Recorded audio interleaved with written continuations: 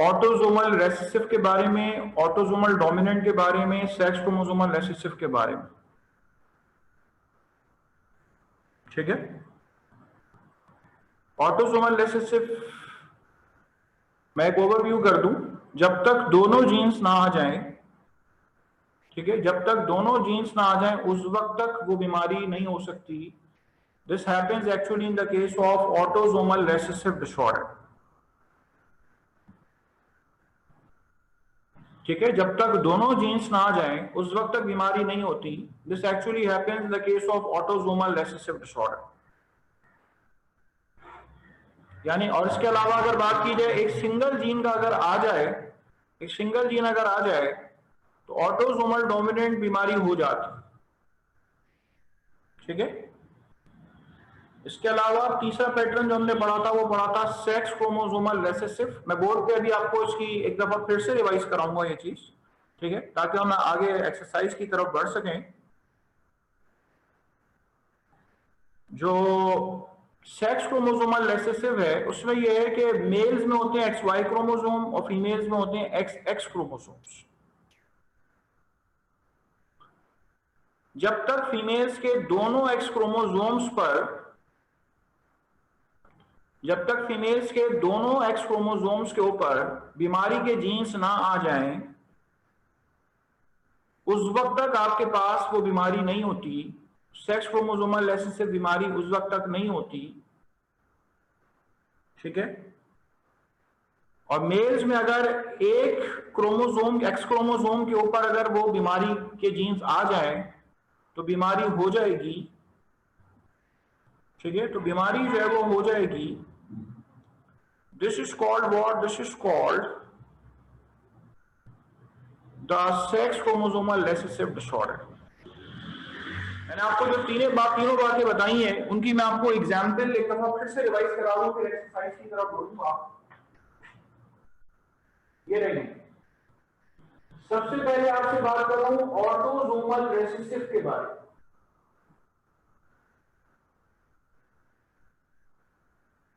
ठीक है, autosomal recessive के बारे में आपसे बात कर रहा हूं। ये देखें, ये दोनों पेरेंट्स नॉर्मल है। ठीक है, दोनों पेरेंट्स नॉर्मल है। Capital P small p।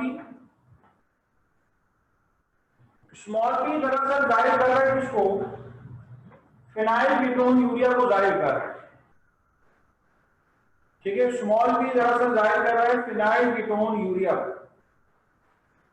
अब जब गैमीट्स बनेंगे तो गैमीट्स इसके जो है वो ये हो, इसके गैमीट्स बनेंगे ये हो। और लेटर ऑन जब आपको क्रॉस नजर आ रहे हैं, capital P small p, capital P और small p, capital P capital P capital P small p, capital P small p और स्मॉल p।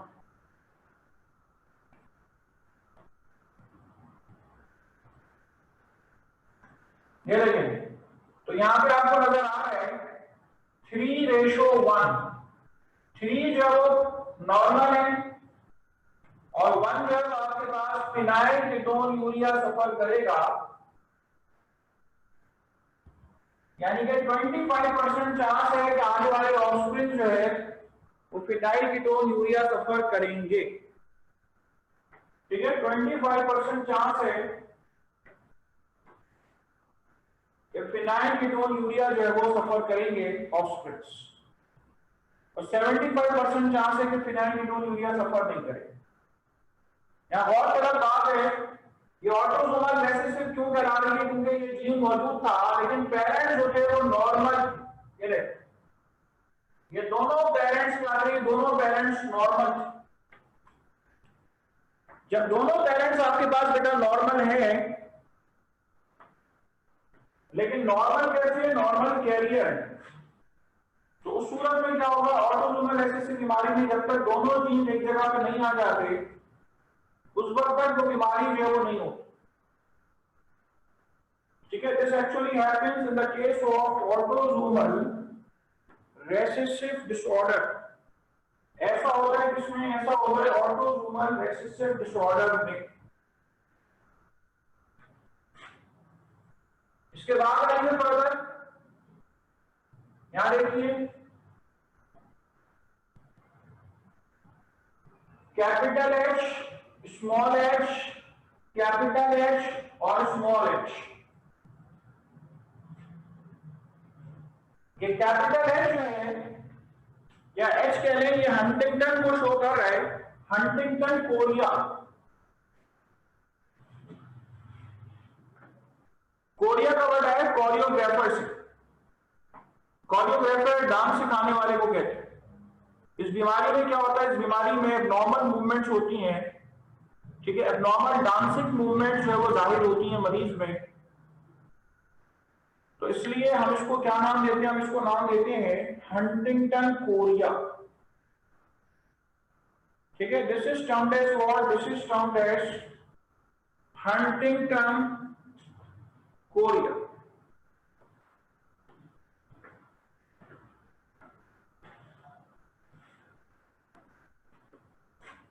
अच्छा, आगे देखिए, ये दोनों पेरेंट्स जो आपको नजर आ रहे हैं, एक जीन मौजूद है तो ये बीमार है, इन दोनों को बीमारी है। कौन सी बीमारी है, हंटिंगटन की बीमारी,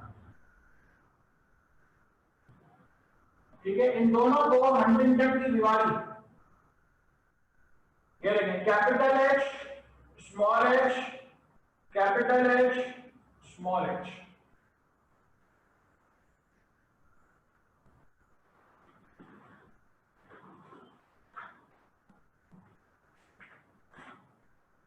capital H, small H, capital H, small H, capital H, capital H, capital H, small H, capital H, small H, small H और स्मॉल एच।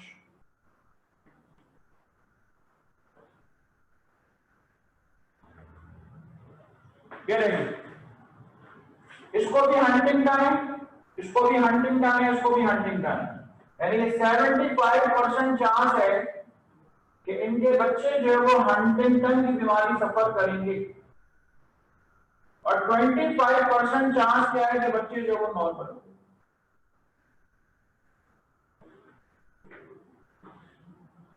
ठीक है, रिवाइज कर रहा हूं कल वाली बात ताकि फिर आगे बात कर सकूं।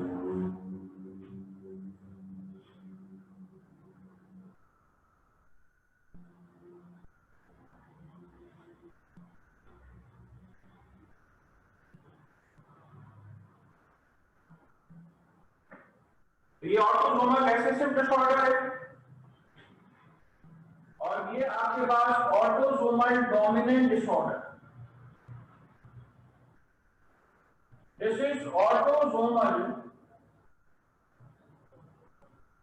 डोमिनेंट डिसऑर्डर, ठीक है। ये आपके पास क्या है, ये आपके पास ये शब्द है ऑटोसोमल डोमिनेंट डिसऑर्डर,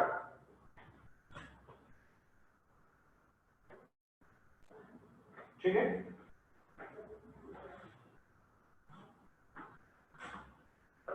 चलिए, इसके बाद आऊंगा सेक्स क्रोमोसोमल रिसेसिव की तरफ। करें, इसको नोट करें फिर अपने पास, इन्होंने नोट करना है।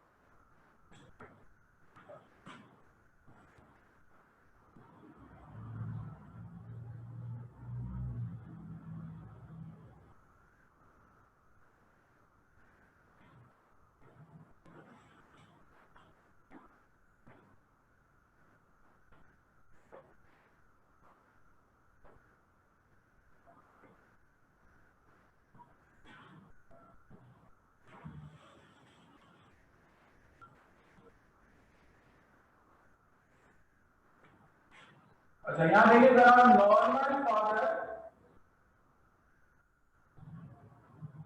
नॉर्मल फादर कौन शो करेंगे, एक्स वाई, एक्स को अगर हम लगा रहे हैं स्मॉल है, एक्स को हम लगा रहे हैं कैपिटल है, नॉर्मल फादर, और कलर 9 मदर, ठीक है, normal father and colour 9 mother. Colour 9 mother को हम शो कर रहे हैं X small N and X small N, ठीक है, this is showing by X small N and X small N. इनके गैमीट्स ये बनेंगे, इनके गैमीट्स ये बनेंगे,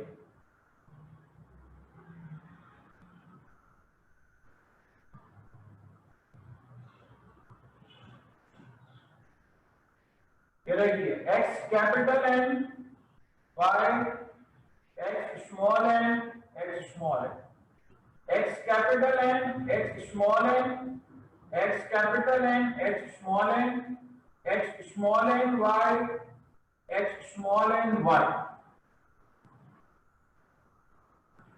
ये देखेंगे यहां पे आपको नजर आ रहे हैं कलर 9 सन्स,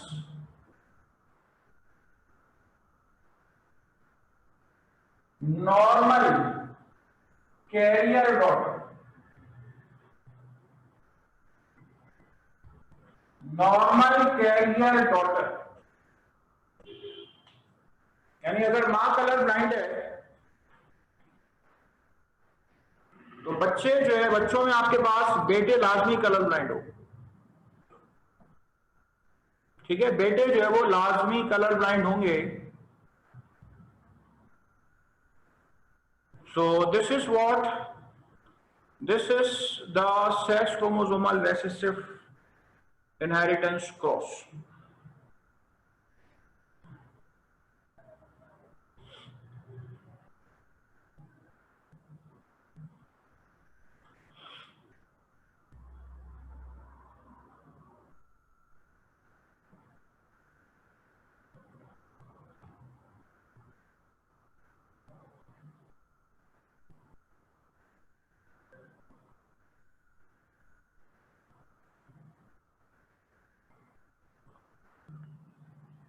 अच्छा स्टूडेंट्स, मैंने आपको जो है वो ये क्रॉस करने के लिए दिया है, ठीक है, आपकी स्क्रीन पे आपको नजर आ रहा होगा, ठीक है, इसको जरा सॉल्व करें अपने पास।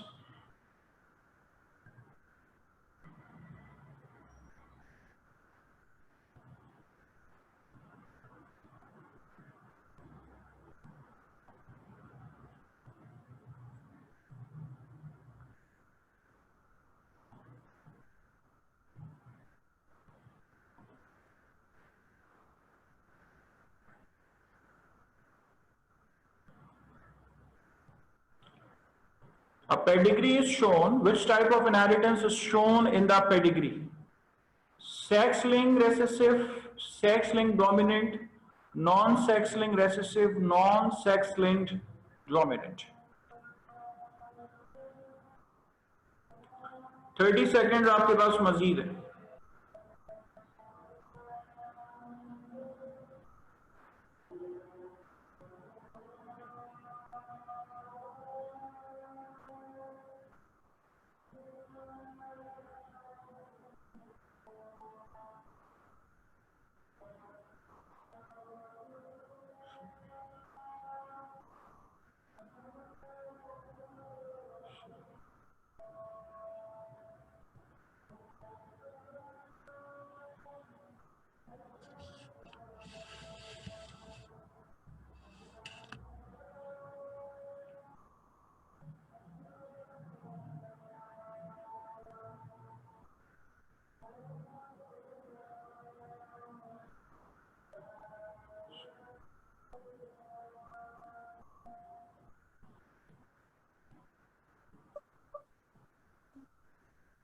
अस्सलामुअलैकुम वरदान। वालेकुम बेटा स्क्रीन पे कुछ नजर आया आपको? जी। सॉल्व कर लिया आपने? नहीं सर, कर रही हूँ। ठीक है, घबराओ नहीं। और मेरे पास यहाँ पे किसी ने हैंड रेज भी किया हुआ है, कर ले take your time.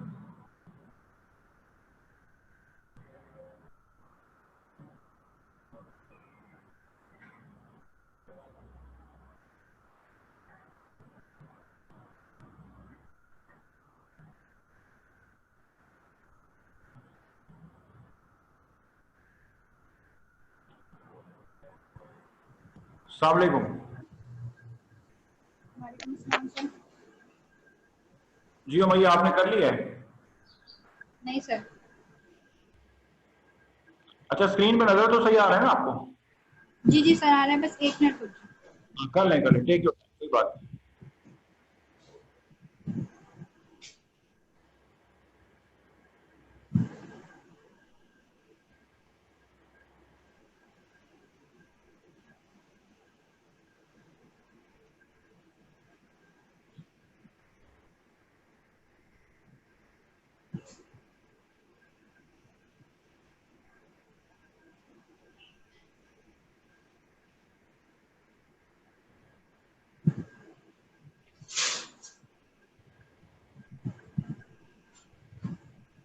Sir I guess sex link recessive है।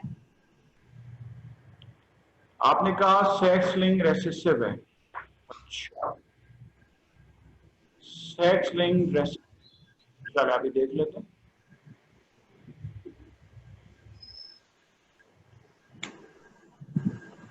आंसर करना चाहेगा?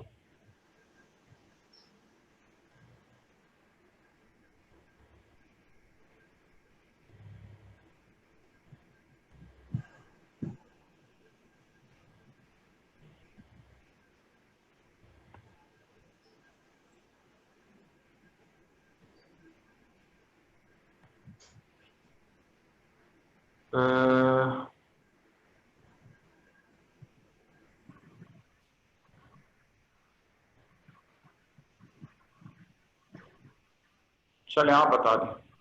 जी मोहम्मद, आप बता दें। अस्सलाम वालेकुम। Sex link recessive. आपने कहा sex link non sex link. who is this one?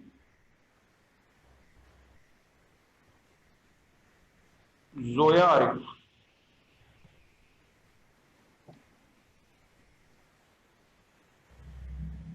जी जोया, आप जवाब दे रही हैं बेटा?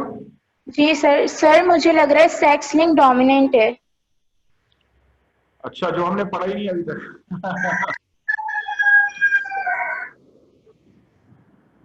अच्छा भाई,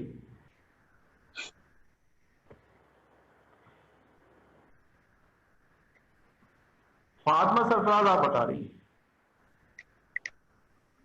जी नॉन सेक्स लिंक है। अच्छा, नॉन सेक्स लिंक है, और क्या है?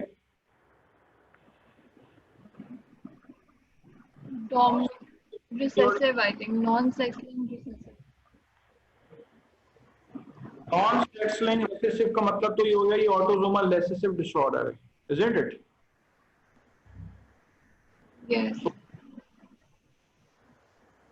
अच्छा, अब इसमें बेटा आप एक चीज ये देखें, सारे के सारे जो भी आपके सामने ये पेडिग्री ट्री बना हुआ है, इसमें डिवीजन सब और सब डिवीजन आपको नजर आ रही है। आप जो स्क्रीन का वाला पोर्शन जो है, जिसमें आप ये देख रहे हैं, जिसमें आप जो है जो डार्कर एरिया आपको नजर आ रहा है, जिसमें फादर और मदर दोनों अफेक्टेड, ठीक है, अफेक्टेड मेल और अफेक्टेड फीमेल, फादर और मदर दोनों अफेक्टेड। अब उनके ऑफस्प्रिंग्स पे देखें, उनका एक बेटा अफेक्टेड नहीं है। Can you pick something from this? Yes sir, 3:1 ratio. No, I'm not asking about the ratio. I'm asking about कि फादर और मदर अफेक्टेड है लेकिन बेटा अफेक्टेड नहीं है, ये एक बेटा अफेक्टेड नहीं है, तो this is indicating what? Sir ये जो हमिंगटन्स वाला केस था। कौन सा वाला? हमिंगटन्स वाला केस। हंटिंगटन, HUNTINGTON, हंटिंगटन स्कोरिया वाला जो केस था। जी बोले। Yes, Huntington.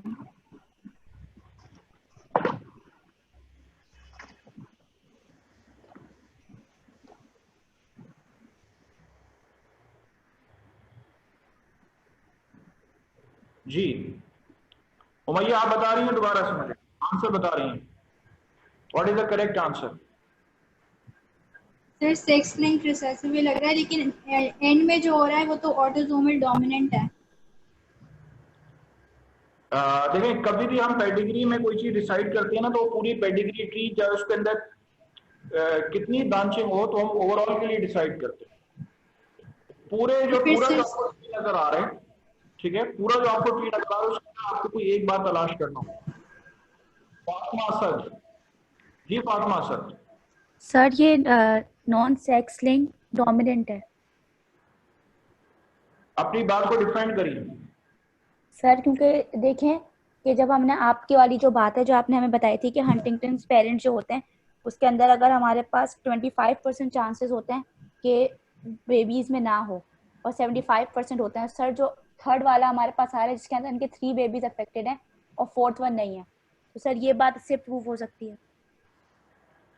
चलें, करीब करीब आप बिल्कुल आप सही। अव्वल तो पहली बात तो ये आपने जवाब तो सही बिल्कुल सही दिया, ठीक है, नॉन सेक्स लिंक डोमिनेंट है, ठीक है, नॉन सेक्स लिंक डोमिनेंट है। और दूसरी बात बेटा, अगर ऐसा होता कि मैं इनके जो बच्चे हैं वो सिर्फ 2 बनाता, ठीक है, 2 बेटे बना देता, एक अफेक्टेड बनाता, एक नॉन अफेक्टेड बनाता, तो तब भी आपको बेटा ये आइडेंटिफाई करना था कि ये नॉन सेक्स लिंक डोमिनेंट है। क्योंकि देखिए इसमें क्या है, इसमें सबसे बड़ी पहचान ये है कि पेरेंट्स अफेक्टेड हैं और कोई बच्चा अगर अफेक्टेड ना हो, तो दिस क्लियरली शोज ये ऑटोसोमल डोमिनेंट यानी non sex link dominant. Autosomal का नॉन सेक्स लिंक में बात एक ही है, ठीक है, तमाम स्टूडेंट सुन ले जरा गौर से। ऑटोसोमल का या नॉन सेक्स लिंक का बात एक ही है, ठीक है। जो पेडिग्री ट्री बेटा आपको नजर आ रहा है, इस पेडिग्री ट्री में पेरेंट्स अफेक्टेड है और बच्चा अफेक्टेड ना हो, तो ये क्लियरली इंडिकेट कर रहा है कि ये आपके ऑटोसोमल डोमिनेंट को इंडिकेट कर रहा है। अच्छा, अगर पेरेंट्स दोनों अफेक्टेड हैं और सारे बच्चे अफेक्टेड हैं, तो फिर आपके जहन में बात आता है कि ये ऑटोसोमल रेसेसिव है, ठीक है, और ये सेक्स क्रोमोसोमल रेसेसिव। लेकिन पेरेंट्स, ठीक है, पेरेंट्स अफेक्टेड नहीं और बच्चे आपके पास अफेक्टेड नहीं है, तो this is clearly indicating what, this is clearly indicating कि आपके पास ये एक अदद ऑटोसोमल डोमिनेंट डिसऑर्डर, ठीक है। चलें, तो ये जो मैंने आपको बोर्ड पे जो क्रॉस करके दिखाया हुआ है, ठीक है, इत्तेफाक की बात ये कि ये इसी चीज को जाहिर कर रहा है, हंटिंगटन कोरिया वाली बात को जाहिर कर रहा है। ये 75% चांस है कि बच्चे हंटिंगटन बीमारी का शिकार हो, 25% चांस है कि बच्चे जो है वो हंटिंगटन बीमारी का शिकार ना हो, ठीक है। चलिए इसके बाद आइए फर्दर नेक्स्ट क्वेश्चन की तरफ। So this is the non sex link dominant disorder. इसके बाद आइए नेक्स्ट क्वेश्चन आपको देने जा रहा हूं।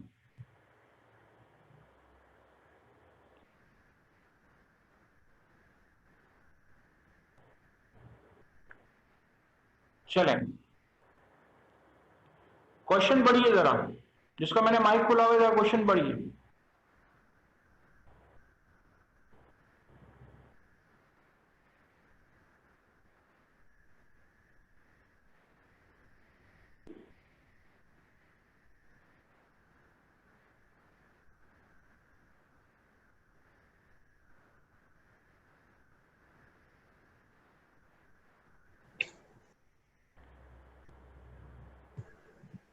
चलिए उमैया क्वेश्चन पढ़िए, नेक्स्ट क्वेश्चन।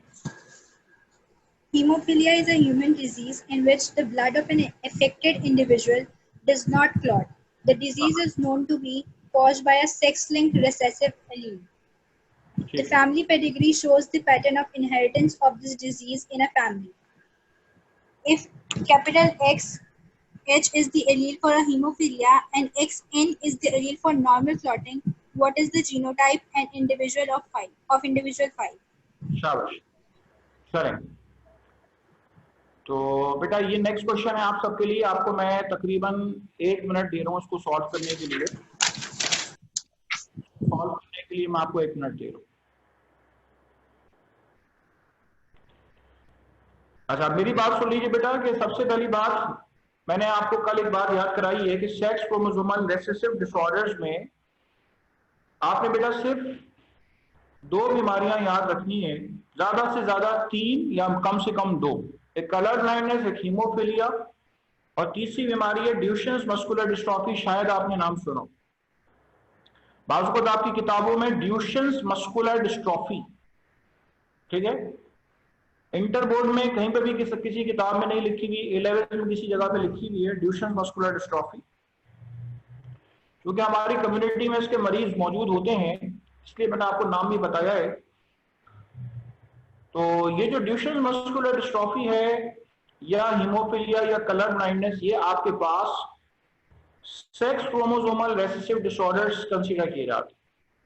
आपके सामने ये पेडिग्री ट्री मौजूद है। जो कलर्ड पार्ट है वो शो कर रहा है हीमोफिलिया, और जो कलरलेस एरिया है वो शो कर रहा है कि आपके पास वो नॉर्मल पर्सन।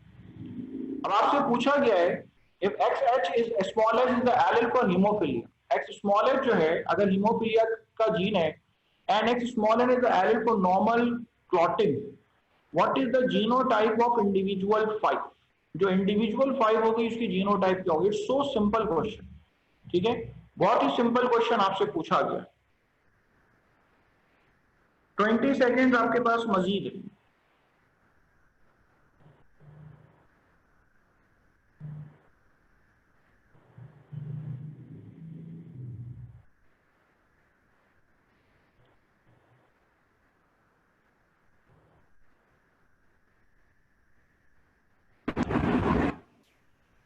Assalamualaikum sir.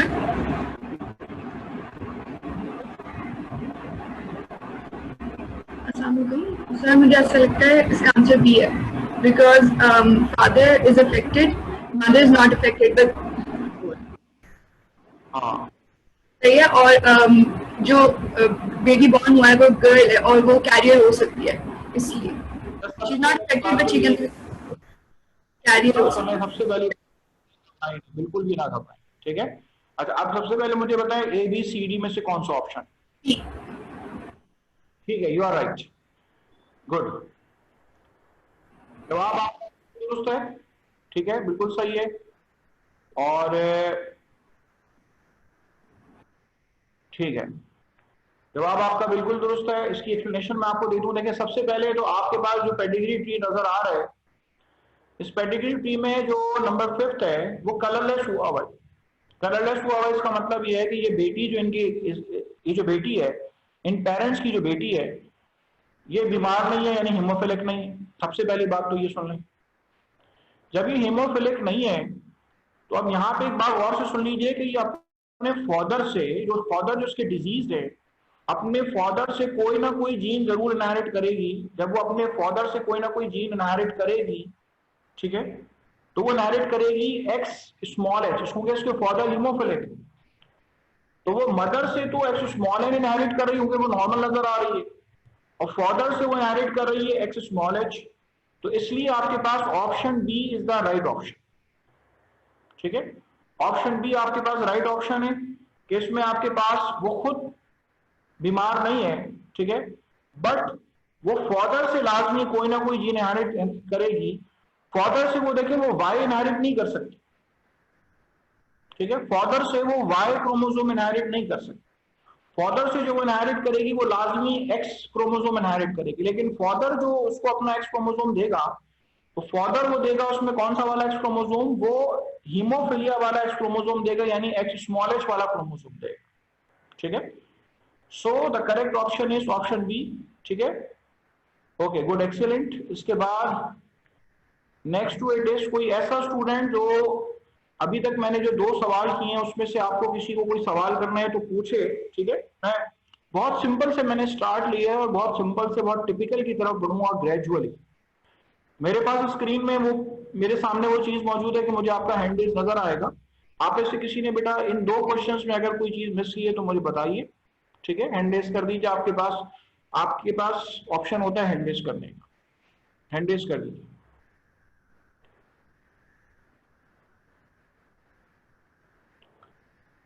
चलें, कोई बात नहीं, आगे बढ़ते हैं, ठीक है। आगे मैं आपसे दोबारा मजीद पूछूंगा आगे। थर्ड क्वेश्चन की तरफ जितनी हम इसके अंदर एक्सरसाइजेस करेंगे उतनी ज्यादा जो है वो हमें ऐसा होगा कि आप वो चीज मजीद इंप्रूव करते जाएंगे।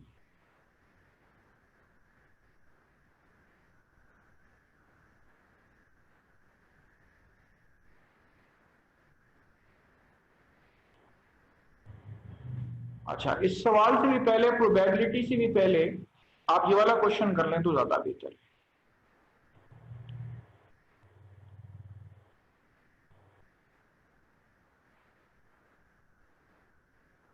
चलें, this is the question. The following pedigree is for a trait in a population. For the allele responsible for the affected trait, which of the following pattern of inheritance is consistent with this pedigree? Recessive but not sex-linked, dominant but not sex-linked, sex-linked recessive, sex-linked dominant.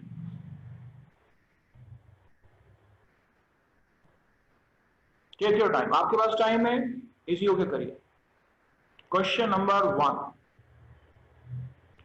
जो darker areas हैं, जो coloured areas हैं, वो affected individuals को show कर रहे हैं, और जो कलरलेस एरियाज हैं वो नॉर्मल पर्सन्स को इंडिकेट कर रहे हैं।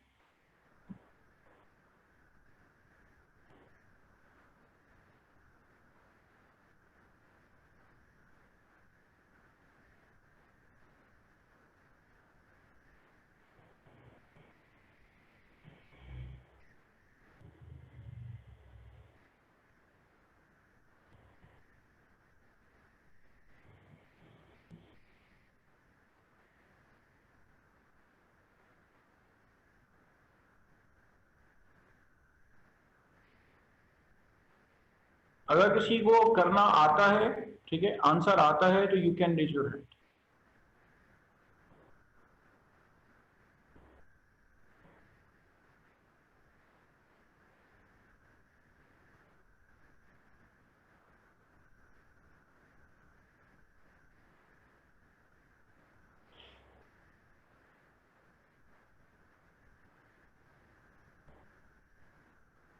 तीन लोगों ने एक साथ हैंड रेज किया।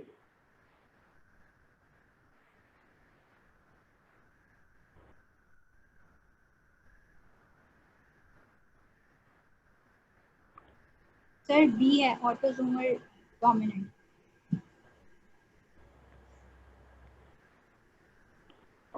आपने कहा ऑटोसोमल डोमिनेंट है। उमैया, आप ही की आवाज है बेटा ये? जी जी सर। यानी कि आपने कहा option B, dominant but not sex link. जी सर। अच्छा, चलिए अभी देख लेते हैं, और लोगों के आंसर्स भी देख लेते हैं। और लोग कितने लोग एग्री कर रहे हैं? ये ठीक है, अली मोहम्मद आप बताइए जरा।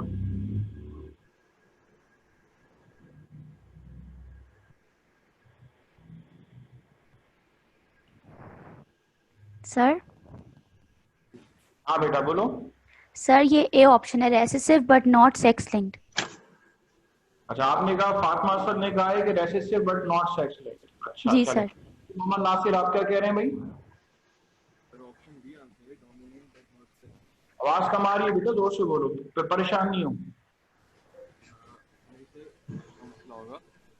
Dominant but not sex linked. अच्छा, मेरे पास तीन आंसर्स आए। तीन आंसर्स में से दो लोगों का कहना ये है कि बी ऑप्शन है, और एक का कहना ये है कि ऑप्शन ए सही है।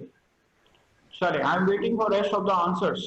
ठीक है, मैं मजीद आंसर जो है उनके लिए वेट कर रहा हूं, और मेरे पास जो मजीद आंसर्स आए हैं, राबी अख्तर। हाँ बेटा Rabi Akhtar. Sir B, dominant but not sex linked.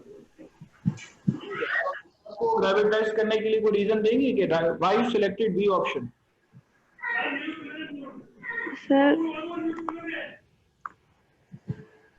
ये डोमिनेंट तो है क्योंकि हर उसमें जनरेशन में अफेक्टेड हो रहे हैं।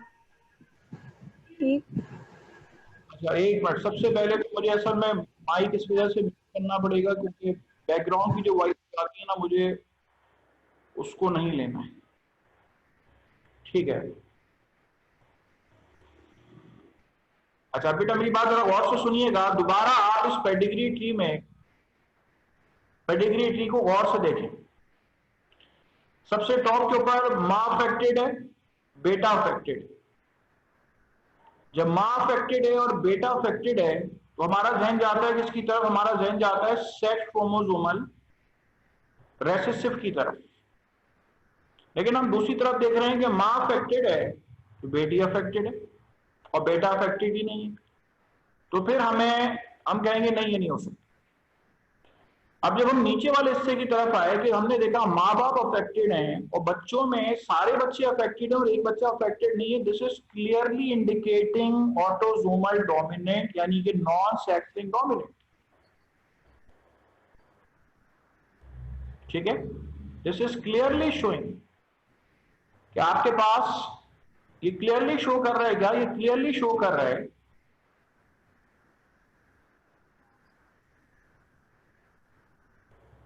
this is clearly showing the autosomal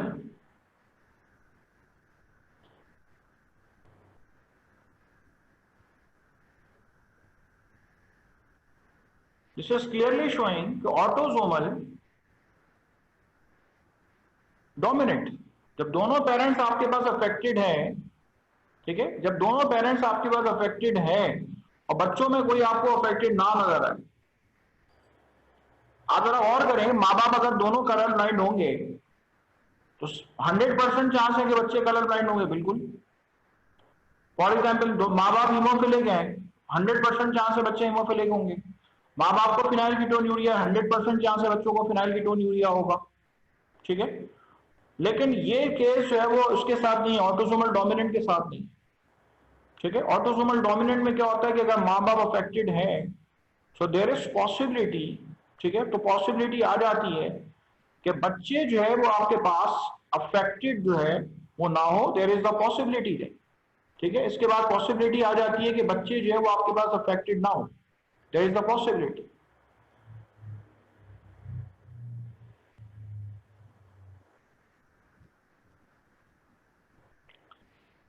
चलें, इसके बाद आइए फर्दर, किसी ने कोई सवाल अगर पूछना है इस क्वेश्चन 1 से रिलेटेड, किसी को एतराज हो तो पूछ ले, मैं आपके चुप तो हो।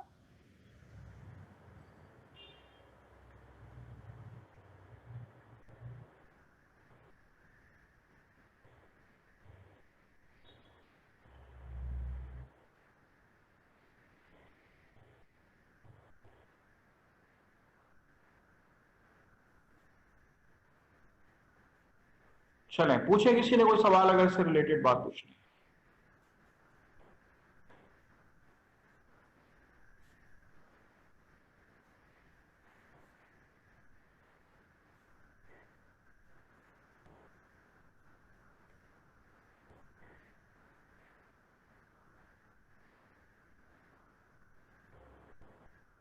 हाँ बेटा, मोहम्मद पूछो। सर मैं एक दफा क्वेश्चन नंबर 4 देखना चाहूंगा। थोड़ा जोर से बोलो ना, तुम बाकी सबकी आवाज सही आ रही, तुम इतना स्लो पिच के साथ बोल रहे हो। लगता है एक क्वेश्चन मैं लेना पड़ेगा, बट मैं कह रहा हूँ कि क्वेश्चन नंबर 4 आप दोबारा दिखा सकते हैं? क्वेश्चन नंबर 4, हाँ हाँ क्यों नहीं, क्वेश्चन 4 की तरफ मैं दोबारा आपको शेयर करवा सकता हूँ। क्वेश्चन नंबर 4,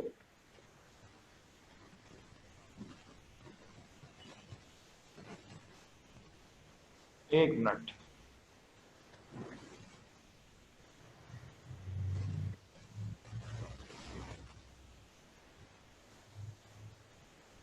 हाँ भाई नासिर, नजर आ रहा है question number 4? Not yet sir. मैंने शेयर तो कर ली है।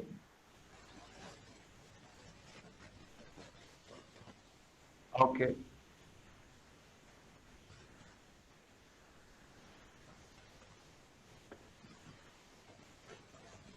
ठीक है, देखिए अब this is your question number 4। Compare करें जरा उसको और इसको, जरा गौर से देखें, दोनों पेरेंट्स अफेक्टेड हैं, ऑफस्प्रिंग्स के अंदर एक बेटा अफेक्टेड नहीं। जी ठीक है सर। करें, उसके बाद आइए फर्दर,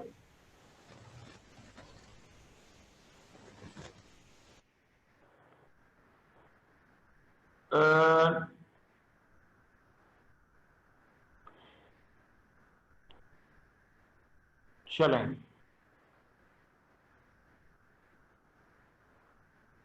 नेक्स्ट क्वेश्चन जो है हम उसकी तरफ बढ़ रहे हैं।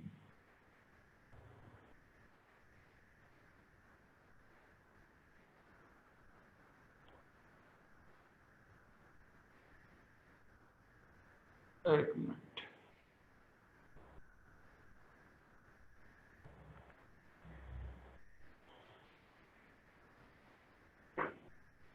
चलें करेंगे वाला सवाल। The family tree shows an inheritance of a genetic characteristics. एक minute,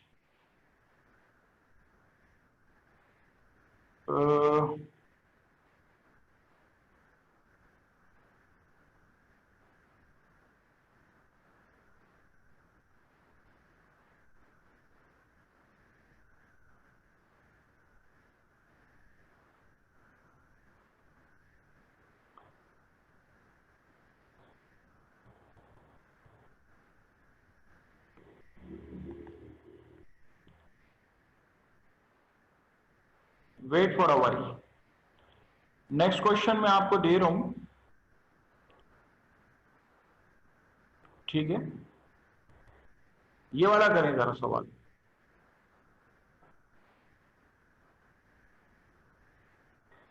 question number 1, the diagram shows the pedigree of a family carrying the sex-linked allele for color blindness. From which labeled number of the family did X inherit this disorder?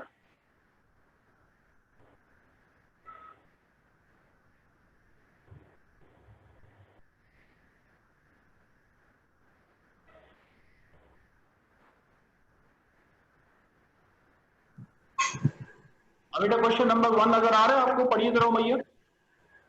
The diagram shows the pedigree of a family carrying the sex-linked allele for color blindness. From which labeled member of his family did X inherit this disorder? करिए जरा, आप सबको ये question दिया जा रहा है, ठीक है? मैं थोड़ा इसको मैग्नीफाई कर देता हूँ।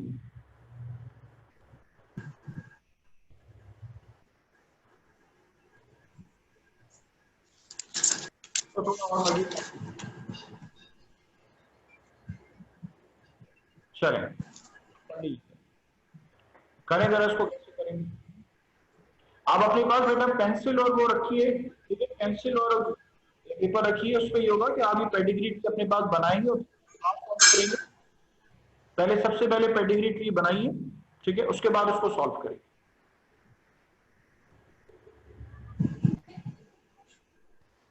आपसे पूछा ये गया है कि वो जो एक्स है वो एक्चुअली क्या है? वो एक्चुअली जो है वो कलर ब्लाइंडनेस सफर कर रहा है। अब वो जो कलर ब्लाइंडनेस है, ठीक है, वो जो कलर ब्लाइंडनेस है वो एक्चुअली किससे इनहेरिट की?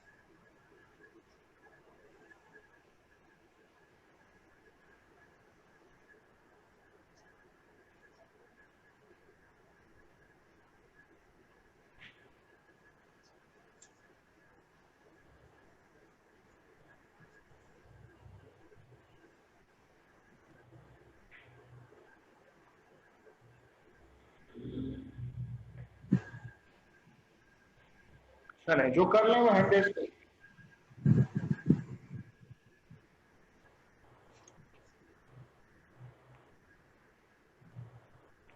एक्स जो है उसने ये जीन किससे इनहेरिट किए?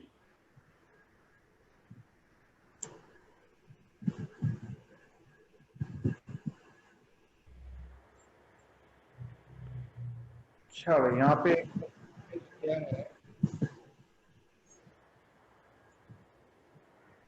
ठीक है, अभी आपका आंसर लेते हैं। एक स्टूडेंट आंसर करना चाह रही है। असल में बेटा होता ये कि जब भी आप कोई आंसर करेगा तो वो आवाज सबको जाएगी, जो भी आंसर करेगा। तो मैं वेट कर रहा हूँ तो और मुझे कोई आंसर चलाएगा भी।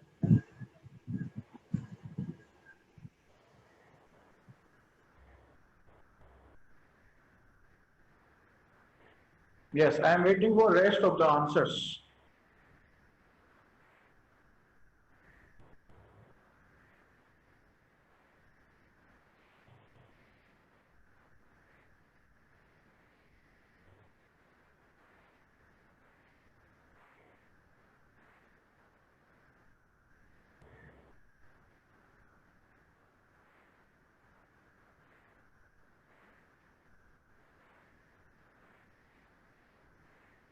दो हैंड रेज हो चुके हैं।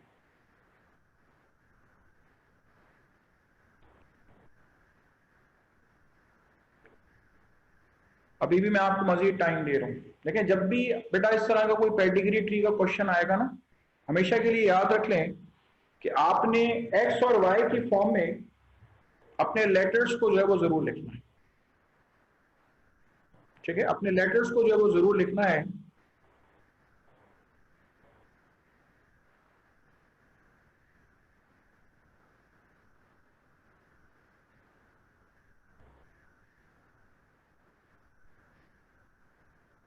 जी शाहिद अफजल। अस्सलाम वालेकुम सर। हाँ बेटा, आंसर बताओ। सर आई थिंक इसका ऑप्शन बी आंसर है। अच्छा, आप कह रही हैं कि इसका आंसर जो है वो बी है? जी। अभी हम देख लेते हैं और बाकी लोगों के आंसर्स। आप कह रही हैं अगर बी है तो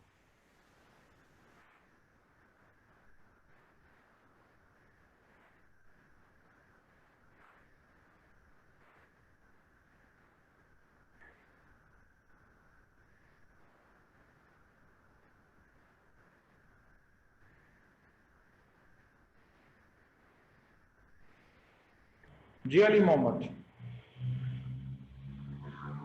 जी sir, B most likely option है। आपने कहा बी मोस्ट लाइकली ऑप्शन। चले अभी देख लेते हैं। Waiting for rest of the answers.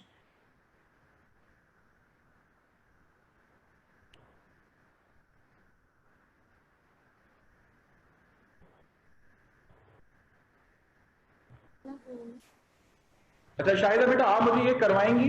ठीक है, मैं इसको स्क्रीन को अपने तरफ शिफ्ट कर रहा हूँ। ठीक है जी सर। हाँ, अब बोर्ड पे आपको डायग्राम बनी हुई नजर आ रही है? जी। अब आप मुझे बताएंगे कौन सा क्या है। अच्छा, क्या आप मुझे देख सकती हैं? जी बिल्कुल। अच्छा बेटा बताओ, इसके लिए क्या लिखूं? ये क्या होगा? X Y. ठीक है। अच्छा, जी। स्मॉल एंड वाई होगा। अब आप ये बताएं कि ये एक्स स्मॉल एंड वाई है। अब इसकी जीनोटाइप क्या होगी? इसकी जीनोटाइप क्या होगी? ये इसकी मदर है ना? जी सर, ये जो मदर है ये कैरियर होंगी। शाबाश, ये मदर कैरियर है। X capital N, X small N. शाबाश। और ये फादर क्या होंगे? फादर देखिए नॉर्मल नजर आ रहा है। ये नॉर्मल होंगे। X capital N Y. Everybody agree? मैंने सबको म्यूट किया हुआ है, ऐसे वेग का माइक खोला हुआ है। ठीक है, जब ये फादर नॉर्मल है तो ये कैपिटल एन वाई होगा। और ये मदर जो है, मदर नॉर्मल है तो ये स्मॉल एन वाला जी दरअसल उसने मदर से इनहेरिट किया है। अब ये फादर इसलिए वाई जी ने इनहेरिट की।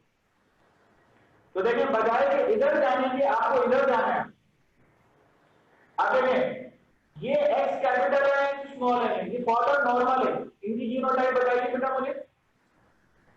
सर ये जो मदर है ये फिर से कैरियर होंगे और फादर जो है वो नॉर्मल होंगे। तो शाबाश। देखिए फादर नॉर्मल नजर आ रहा है, father X capital N Y. आंख बंद करके तो फादर नॉर्मल है, X capital N. Mother normal नजर आ रही है तो मदर आपके पास नॉर्मल कैरियर होंगे।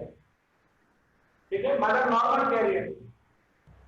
आप दोबारा देखिए जरा, अब यहाँ पे फादर फिर से एबनॉर्मल नजर आ रहा है, फादर फिर से नॉर्मल नजर आ रहा है, तो वो क्या है, कैपिटल एंड वाई। अब ये जो एबनॉर्मल जीन जो है इनहेरिट तो किससे किया है, मदर आपके पास नॉर्मल नजर आ रही है तो ये हो गया capital and X small x. So B is the right option. Good job, excellent. B is the right option. जब भी पेडिग्री ट्री बेटा आपके सामने आएगा तो आपने करना क्या है, सबसे पहले जो है वो आपने उसकी जीनोटाइप लिखनी है, ठीक है। अगर सेक्स क्रोमोसोमल के लिहाज से है तो सेक्स क्रोमोसोमल के लिहाज से आपने जीनोटाइप लिखनी है, अगर ऑटोसोमल के लिहाज से तो ऑटोसोमल की जीनोटाइप, फिर आपने उसको आगे प्रोसीड करना। जो कलर्ड एरियाज हैं वो बीमार को जाहिर कर रहे हैं, और जो कलरलेस एरियाज हैं वो नॉर्मल पर्सन को जाहिर कर, ठीक है। जितने भी कलरलेस एरियाज हैं वो आपके पास नॉर्मल पर्सन को जाहिर कर, ठीक है। तो इस तरीके से आपने पीछे प्रोसीड किया। किसी ने इसमें कोई सवाल पूछना है इस पेडिग्री ट्री के अंदर कि आपने कोई बात मिस की हो तो पूछ सकते हैं, पूछें।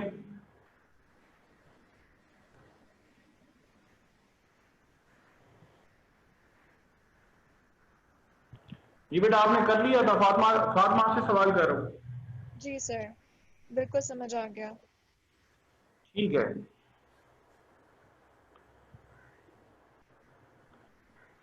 चलें next to it is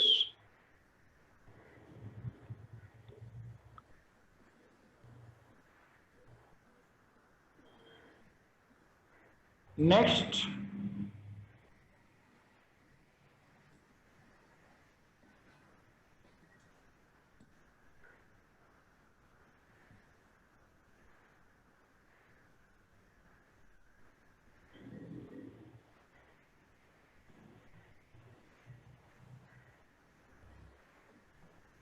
The diagram shows the inheritance of hemophilia in a family.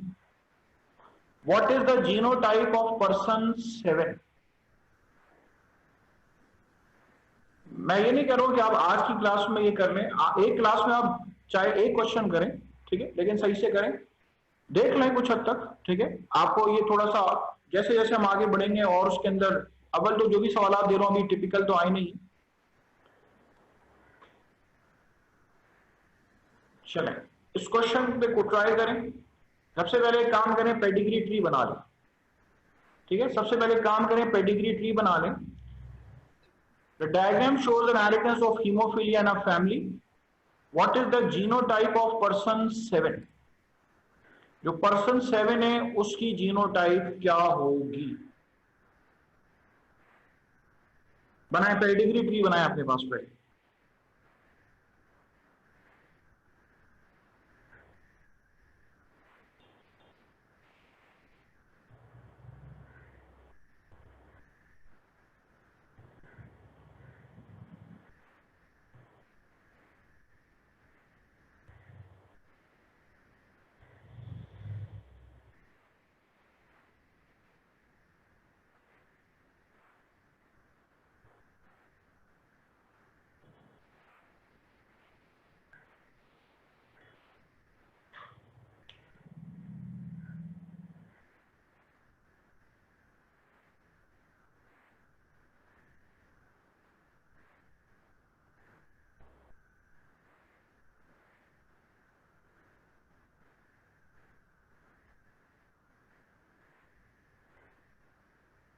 जैसे ही बेटा आपको कोई बीमारी इसके अंदर अगर बता दी जाए, हीमोफीलिया की बीमारी बता दी गई है, तो कंफर्म बात हो गई कि सेक्स क्रोमोसोमल इनहेरिटेंस के बारे में बात हो रही।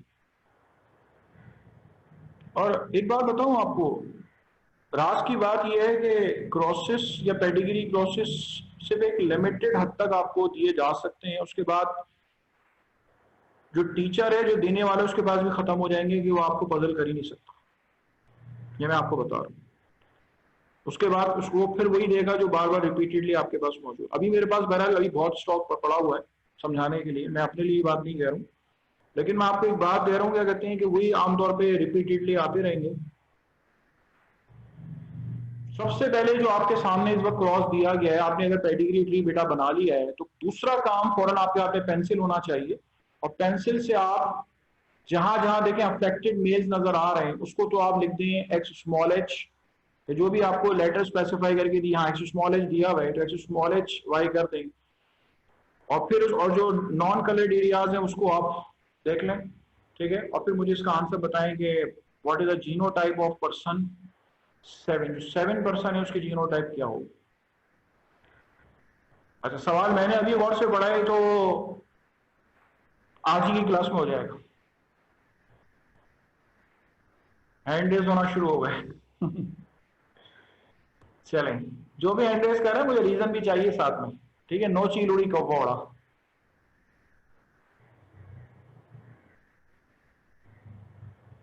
आप बेटा बोलो, अस्सलाम वालेकुम। जी सर, सी है इसका आंसर।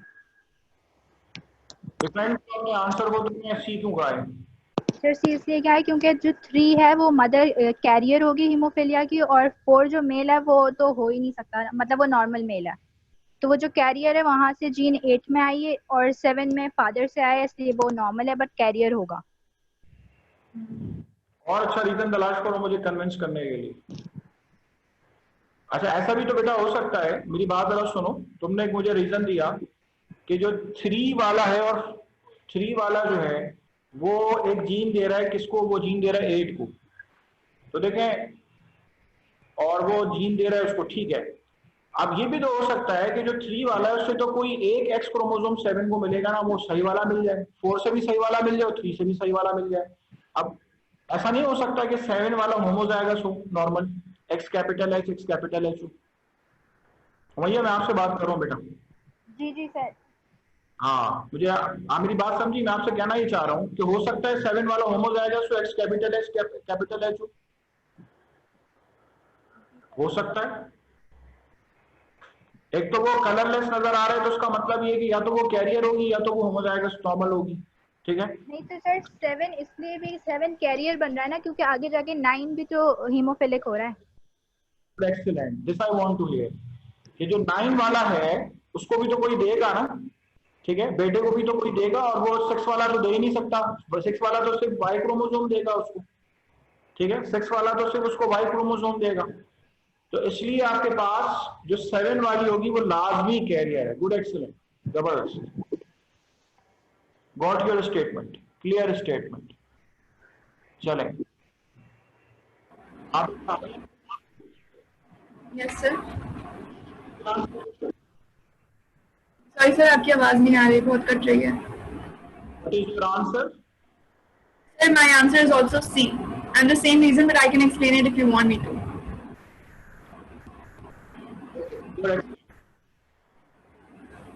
सर आपकी आवाज नहीं आ रही, बहुत कट रही है। मैं एक्सप्लेन करूं? बेटा एक्सप्लेन कर दिया उमैया ने, ठीक है। अली मोहम्मद नासिर, आप क्या कह रहे हैं? लेकिन ऑप्शन ए एक वजह है, ऑप्शन ए इसलिए नहीं हो सकता क्योंकि जो फादर हैं 4 वो लाजमी इसको दे रहे हैं एक्स, और उस पर जो कैपिटल स्मॉल एच है,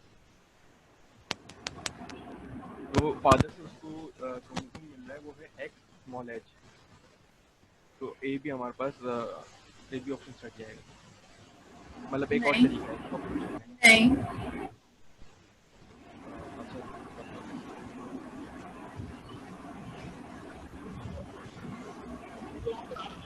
मेरी बात में क्या गलत है इसमें बताओ ना।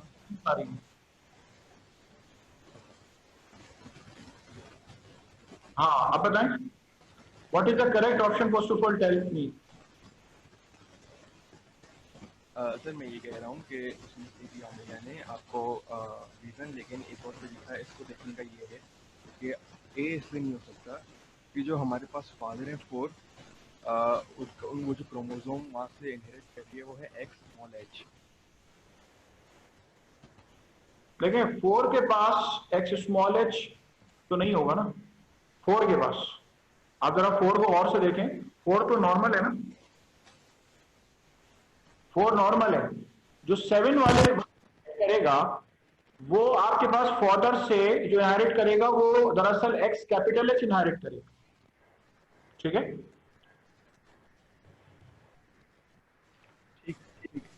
और 3 वाले से जो इनहेरिट करेगा वो या तो कैपिटल एच इनहेरिट करेगा या स्मॉल एच इनहेरिट करेगा। उसने इनहेरिट क्या किया तो वो हमें 9 बता रहा है। 9 जब डिजीज नजर आ रहा है, ठीक है, 9 के पास एक स्मॉल एच आ रहा है तो देखें वो 6 से तो नहीं आ सकता, 6 से नहीं आ सकता। जब 6 से नहीं आ सकता तो वो 7 से आएगा, ठीक है। इस पेडिग्री ट्री को पढ़िए इंशाल्लाह, ठीक है। यहीं से आगे कंटिन्यू करेंगे। मैंने आज जितना पढ़ाया कल रिकॉल करिएगा, यहीं से इंशाल्लाह हम आगे बढ़ेंगे। Okay, thank you so much. Allah Hafiz.